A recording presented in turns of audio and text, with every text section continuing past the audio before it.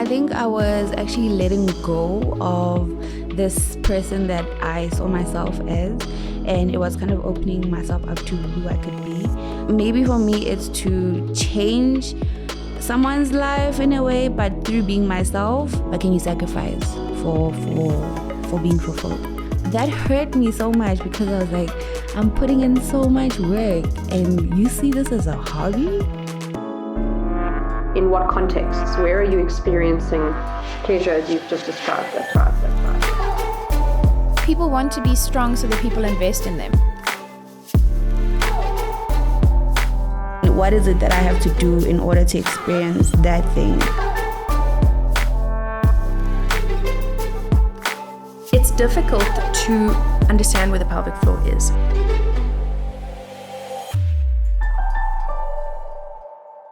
Hello, Sine. Thank you so much for being here today. I always love connecting with you. I love what you're doing. I love the brand you're building.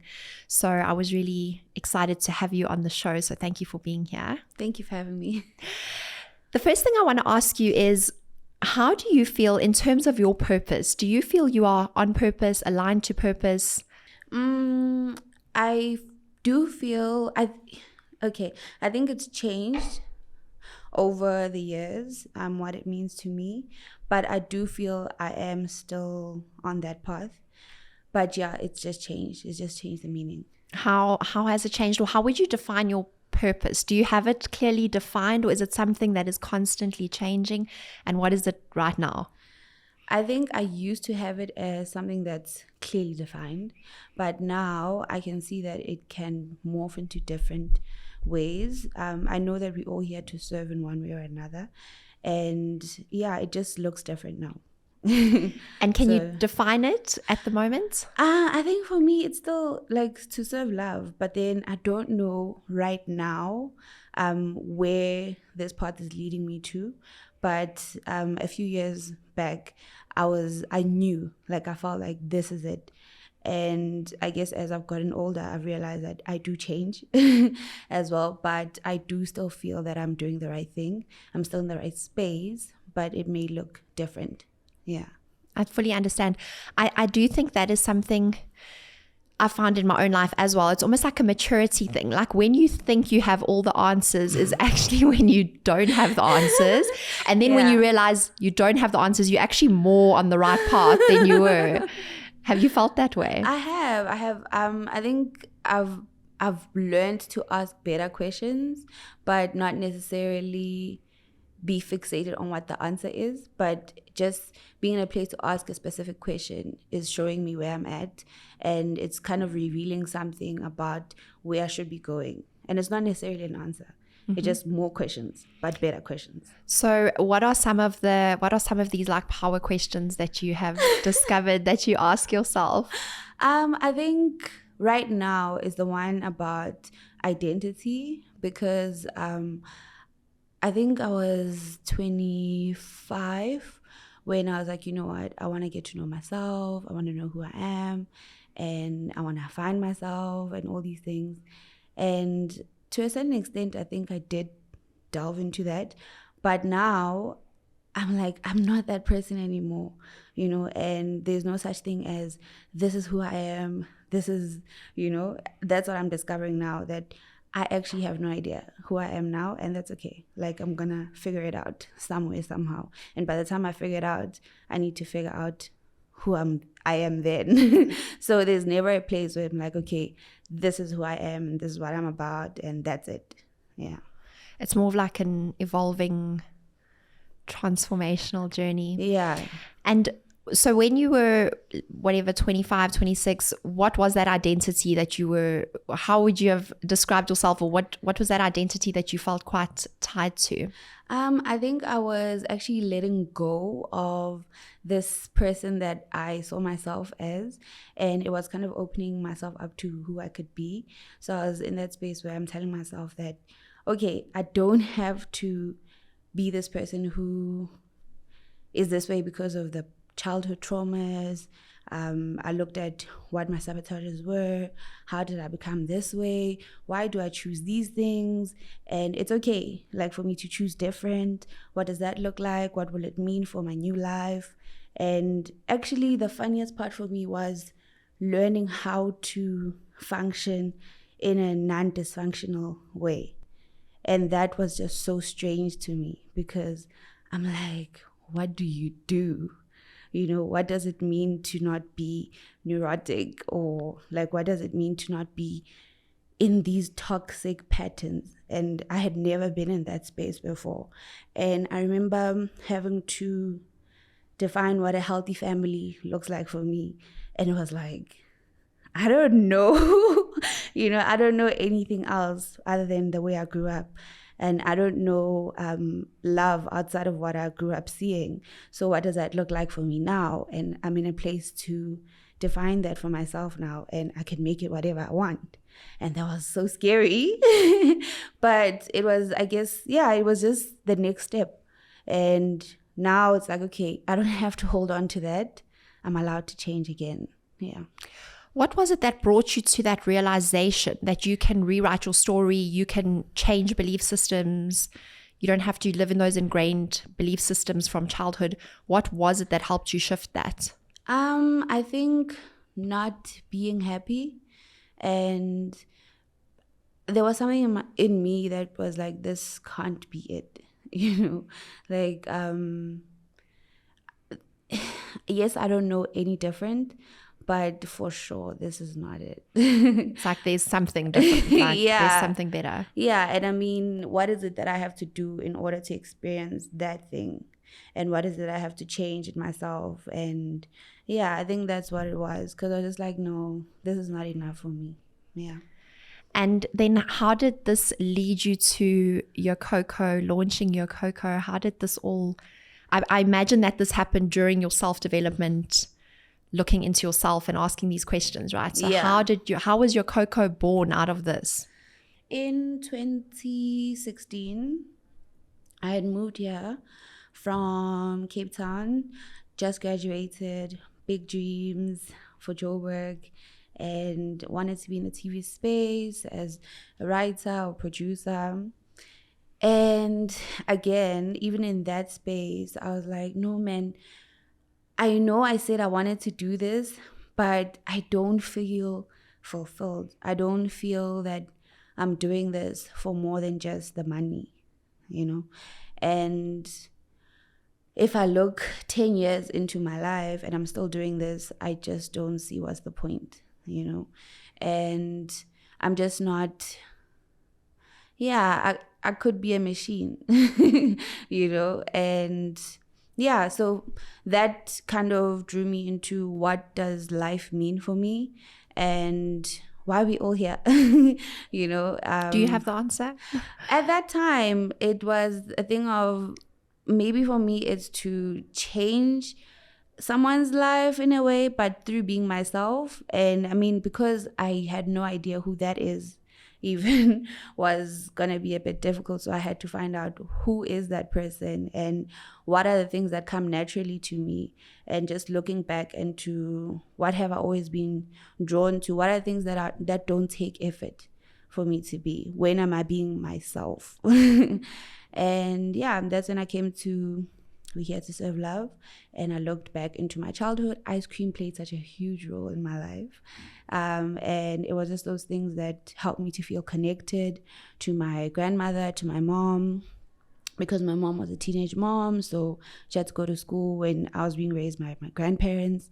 But every time we got together, ice cream was in the mix. Okay. Yeah, and it just made me feel connected, made me feel like I'm loved, and this is it for me, And so drawing it back to that, I'm like, okay, I want to create that for other people. I know that ice cream means different things to people, but how do I serve through this thing? And how do I know that I love to have fun? I've always thought growing up and being too serious is like the worst thing that could happen.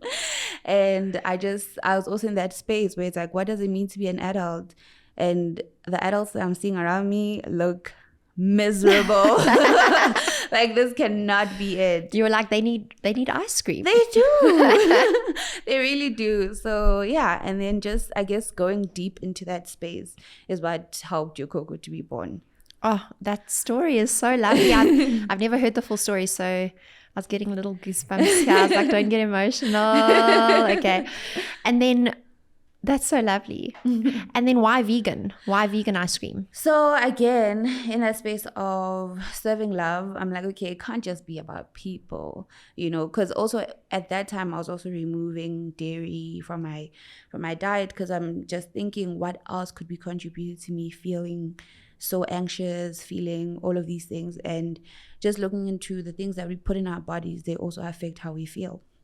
So of course, I still needed ice cream, even though I was not going to have dairy. I was already not eating meat. So yeah, then I was like, okay, of course it has to be dairy free. But also this is another way to serve love to the planet.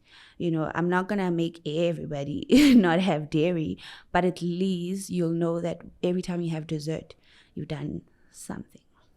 So yeah. And you're not compromising because you're still getting a delicious product. Yeah. It's not like you're compromising on having delicious ice cream. Yeah. I love that. So are you vegan? No, I'm not vegan. Okay. Yeah. Do you eat meat now again? No, I don't.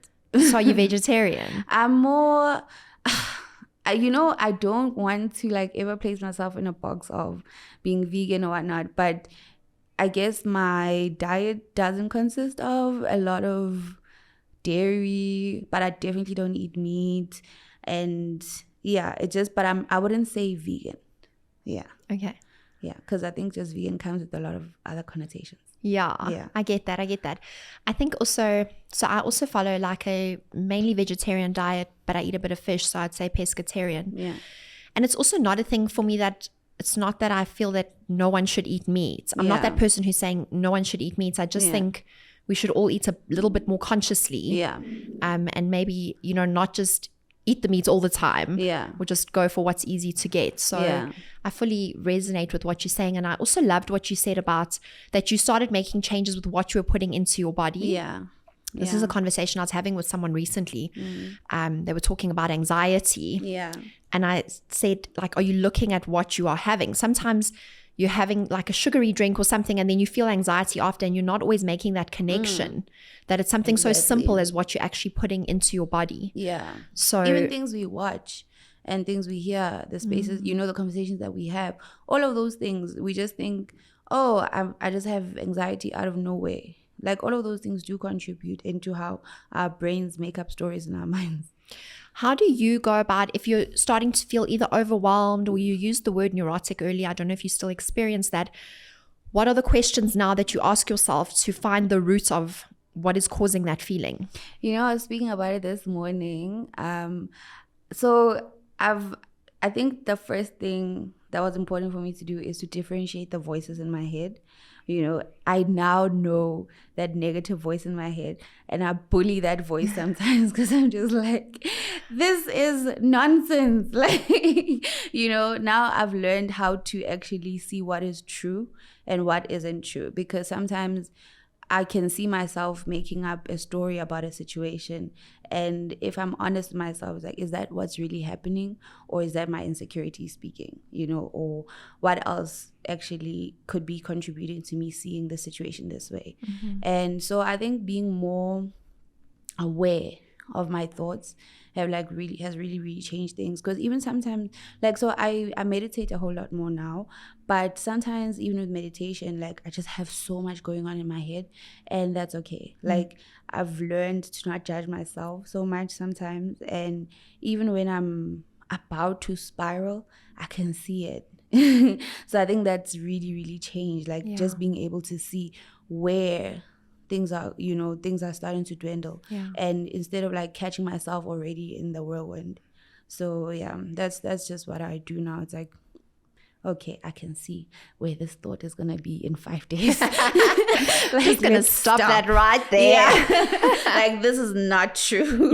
Yeah. Oh, I love what you said, and I agree so much. It's almost just becoming more conscious of the thoughts. Yeah. And I read somewhere, one of these mentors, he said, the first question is to ask yourself about the thought, is it true? Yeah. Is it even true? Is it even yours? Is it even your thoughts?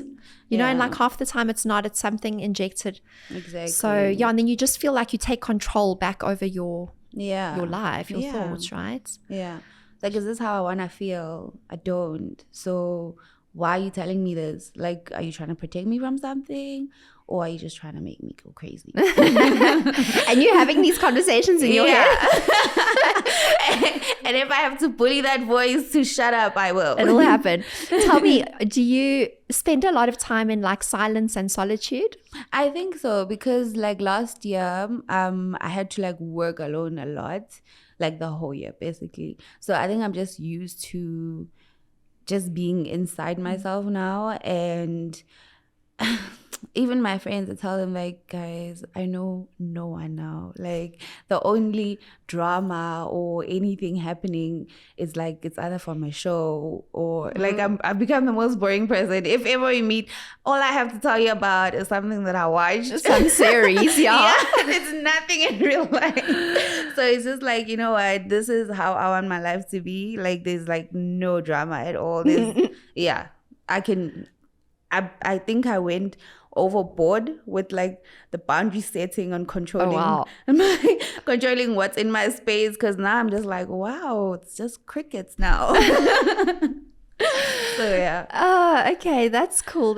Maybe you went a bit overboard though. I think I did. I mean, also like lockdown, I think like just really changed things. Like it made it okay to get used to being by yourself with your thoughts. Yeah. It's beautiful though, because you never have to like fear being alone that way. And because I find what you've done inspirational, and what I love about your brand, it's not like a fly by night. You've been doing this since 2016. You've been through challenges, you've been through all of this, but you're still here, you're reinventing yourself. And it's very inspiring, I must tell you.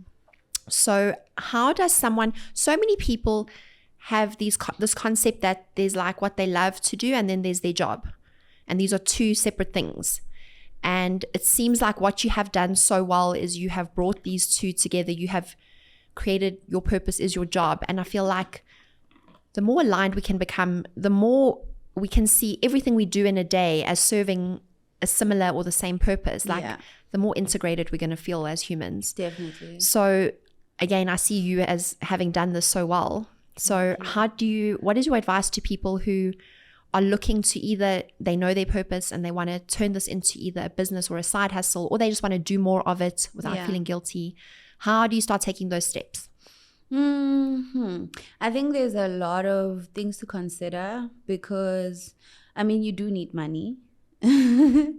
Cost money to eat. Yeah. And honestly, I think when you place all your money needs on your passion or on your calling or whatever, it's a bit harder, not impossible, but it's a bit harder to walk that path. And did you do it that way? Unfortunately, I did. Like in hindsight now, sometimes I think I would have done things differently, but honestly, I don't think there is any other way I should have done it. But it does put a lot of pressure on you. And, you know, once things change from being about the purpose and serving and becomes about the money, a lot changes. Even your decisions change, and you end up in a job, you end up in a rut, you end up chasing the money. And I think that just changes everything. So if you can avoid going the route of placing all your money needs on that, I think then do it a different way. Because I think money is the thing that kind of changes things, you know, and you end up working from a place of survival mode instead of serving. And you need a lot of support, you know, And I do, like, honestly, a perfect world for me is that world where we can all do what we called here to do without capitalism trying to constantly kill you. So I think a lot of people have to balance it at first before just diving into what you called here to do. But again, when you are so convicted that this is where you need to be, you'll always find a way. It's just not going to be easy, but you'll always find a way. So I don't know. I think it's up to the person. What can you handle, and what can you sacrifice for for being fulfilled. So maybe something more like either saving up for a while and then having a little bit of money and knowing you're going to start this project, and you maybe are able to even lose that money if it doesn't work out, just to take that stress off yourself. Yeah, because the money is definitely going to stress you out. I don't even want to lie. It's definitely going to stress you out. So yeah, but I mean, again, what are you willing to sacrifice? Yeah. Because like if you're not happy, if you're not fulfilled, if you feel like what you're doing, you're wasting away, anything is way better than that. Yeah. Yeah. I always feel like you want to feel like you're doing your best. Yeah. Whatever that is in that moment. Yeah. Not to be comparing it to anyone, but like, am I doing really like my best at this moment? Yeah. And so how have you learned now to balance the economics of the business? You must have, because you wouldn't still have a business if not. But to balance the economics and still keep the purpose and the passion and the love. I think I've gotten better. And I've seen when it tips to business mode and I'm just a businesswoman trying to do my thing, compared to who started this business, and why. I've learned to be a bit better, because I hate it when I'm in that business mode, like let's just go, and it's like, okay, just get a job then, because this doesn't feel aligned. This doesn't feel like Yococo.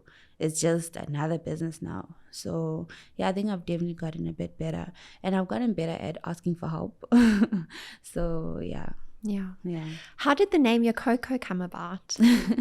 I remember that I remember having this piece of paper, and I was going to Cape Town to see a friend, and I was telling her about Yococo, like, well, this business I want to start, and it was all so dreamy and all of that. I had a paper, different names, and how I came up with that list was I already knew that it was going to be dairy free, and it was going to be coconut based. It's going to incorporate yoga elements. Yes. It's going to be, it's going to be all of these things. So all of the names had to do with something, like with the yo and the coco, wow. the coco, yo, whatever. And I'm just, when you start saying a name the first time, it sounds so weird. Yococo used to sound so weird. Yeah. But I was like, okay, I think this is the one. I don't know why, but this is the one. Yeah. Oh, that's so cool. I never realized it was like yoga and cocoa and Yococo. I love it. Okay, and then this takes me exactly into my next question, which is when you were conceptualizing. Yeah. When you're conceptualizing and you're so excited, and then you tell people the idea, and sometimes, did you experience this, you don't get the response you were expecting, right? Yeah. And then it could make you either doubt yourself, but then sometimes people have good, valid points. So how did you experience this? How did you deal with it? How do you know who to listen to and who is just creating brain noise for you? I did. So I remember I was still, so I quit my job, right? My original job. You just left? I just left. Okay. Like, I think my boss did something on that day where I was just like, yeah. Was this in TV? Yeah. Okay. Like, this is the sign. Like, I'm done. I'm out. And call my mom. I'm like, I quit my job. She's like, what you gonna do? I don't know. And then I think like 2 weeks later, a friend of mine calls me up to say that they need an assistant photographer or whatnot. I'm like, okay, I'll go back. And then but this thing is gnawing at me that, like, let's do this, let's go. So I started creating these surveys, and whenever we in meetings afterwards, I'll just give them to people to ask them what is it that they'd want in a dessert and all of that. So I tell my friend that, hey, I want to start this business. And they're like, you, a business? Oh, wow. You would never survive. Oh, wow. I'm like, why not? They're like, do you know how stressful a business is? And I mean, I can't imagine you like managing people and all these things. I'm like, what? So I was like, okay, whatever. That I'm just going to ignore. And then I tell other people, and other people are like excited. and other people are more excited than I am. And then you're like, well, maybe it's not going to be like all that. Don't get too excited.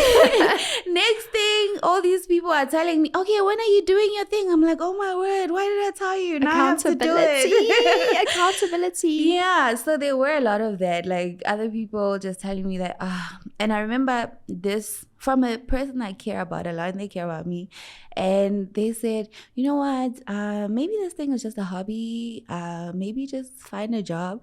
And that hurt me so much, because I was like, I'm putting in so much work and you see this as a hobby, you know? And I think that kind of fueled me to make it better and like just push more, because I'm like, how, like, what is it that I'm doing to make this person feel like it's a hobby, you know? And yeah, so different voices, I guess, did kind of impact how I feel about it, but essentially the core was just too big, and other people, I was like, this is about you, it's not about me. And you're like, and you are not coming to taste the ice cream when we're making it. I love what you said there, how this one person actually made you think, what am I doing here that's making them think this should just be a hobby? Yeah. Which is obviously extracting some meaning out of what they're saying. Yeah. You could say you're extracting the love out of what they're saying, you know, and trying to use it to actually make you better. Yeah. So I do love that, because there is sometimes value, although people say hurtful things. Yeah. Sometimes there is a bit of value in what they're saying, and we can choose to extract that value if we want to. Definitely, yeah.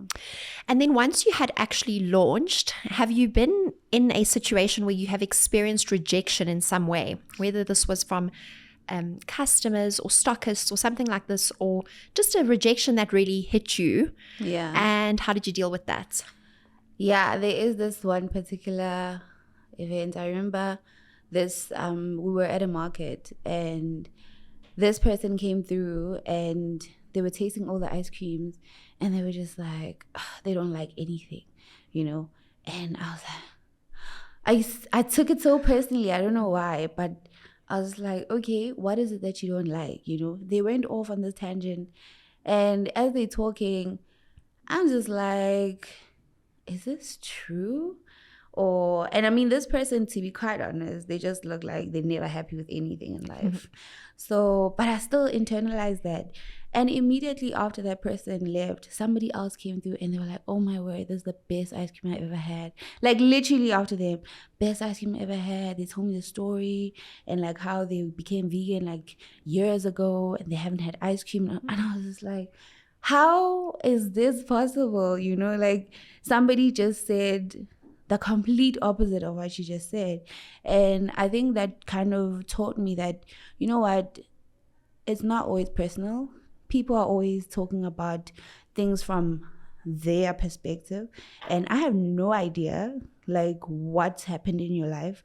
I have no idea what informs your decisions, how you show up, and all of that. It actually has nothing to do with me. So yeah, I think that was that one rejection that was like to me, but then I immediately saw that this is not about me. Yeah. And yeah, I've always put a place to hear criticism. It sucks, but yeah, it's like I always look at it, it's gonna help me become better. And I can see now, I'm more discerning now. Like, is this true? Let's start there. You know, I mean, yeah, some people are just miserable, and there's nothing I can do about it, and that's okay. I mean, I even look at other people's reviews. There's some products where I'm like, this is amazing.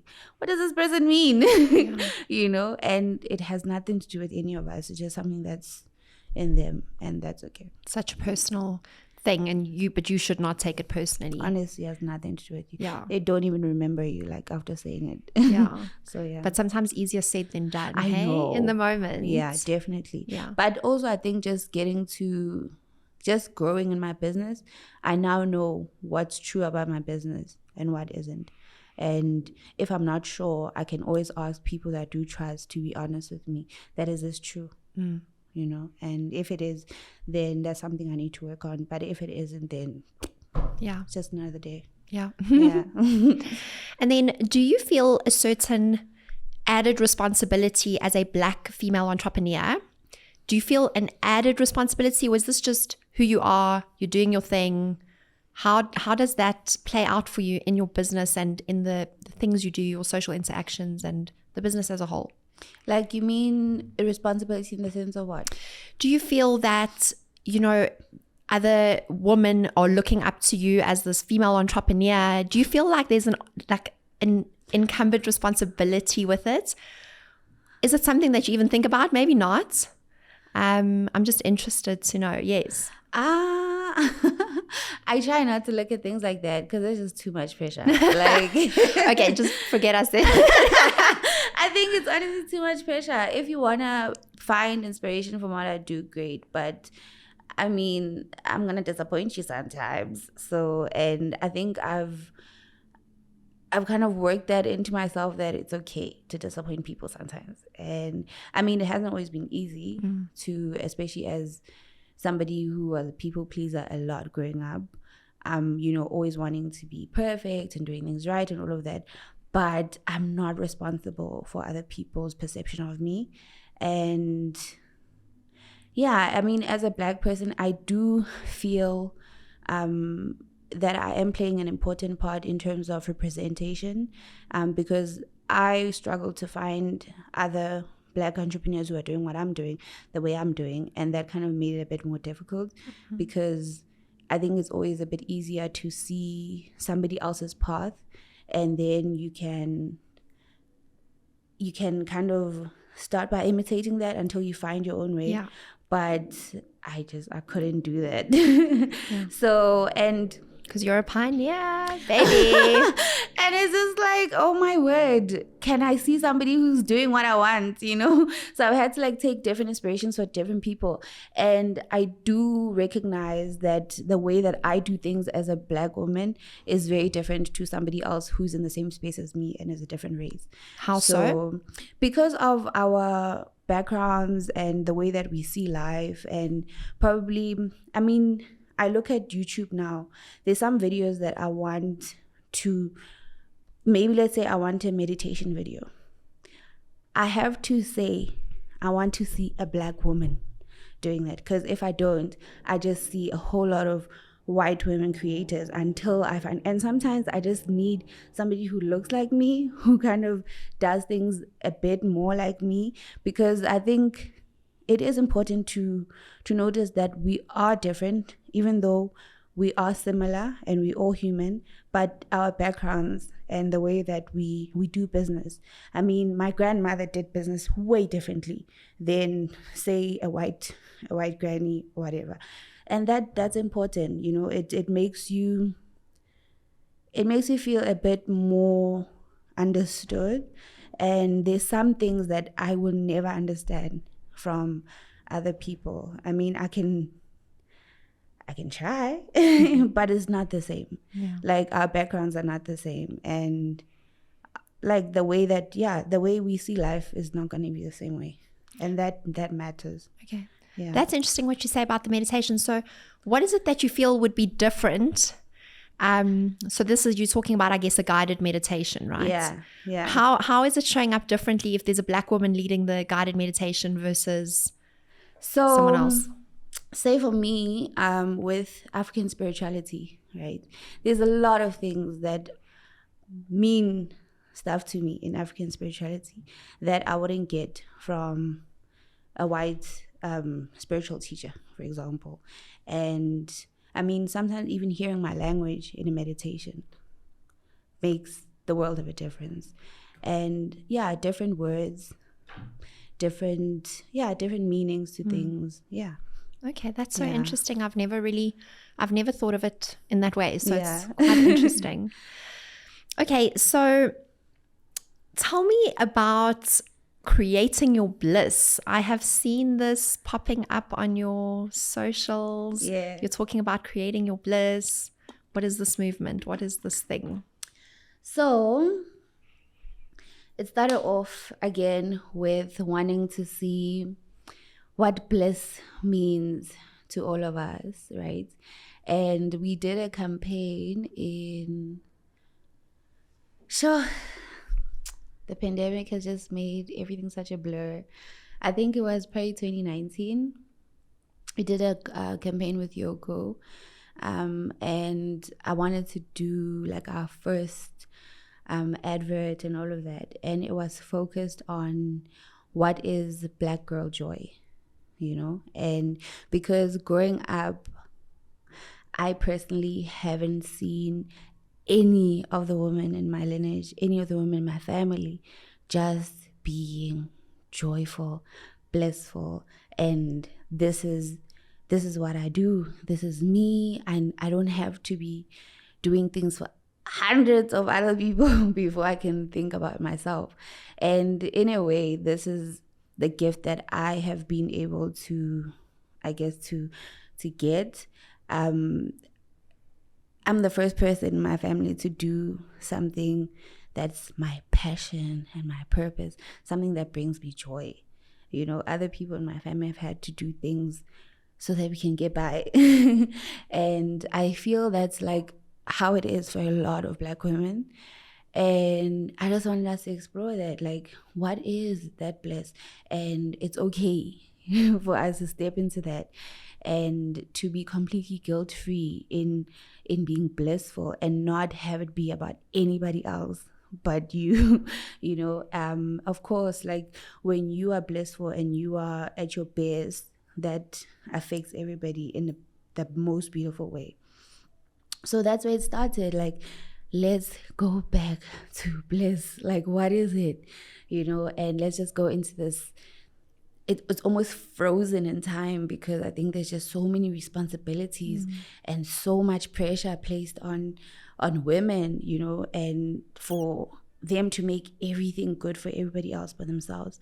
So yeah, that's where it started. And then now we are on Remember Your Bliss, because again, your bliss changes as you get to different stages of life. And yeah, what does it look like now?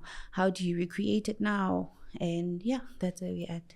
Okay, Yeah. that is super cool. And so it's also like stepping back into your power. Yeah. Yeah, I love that. Yeah. And just be you. Be you. Yeah. So I feel in a way we have covered this, but I'd love to sort of cement it down. What is your intention with Yococo? Yeah. So my intention with Yococo, honestly, is to remind all of us of who we truly are before all the trauma, before all the other things that take you away from your you-ness, just being you, being just that love vibration, just being yourself, like without having to compensate for whatever, without having to be something that you're not, all of that. Like, who is that person? You at your best, basically. And I want to remind people that you do deserve all of the love there is, like all of the love that there is available to you.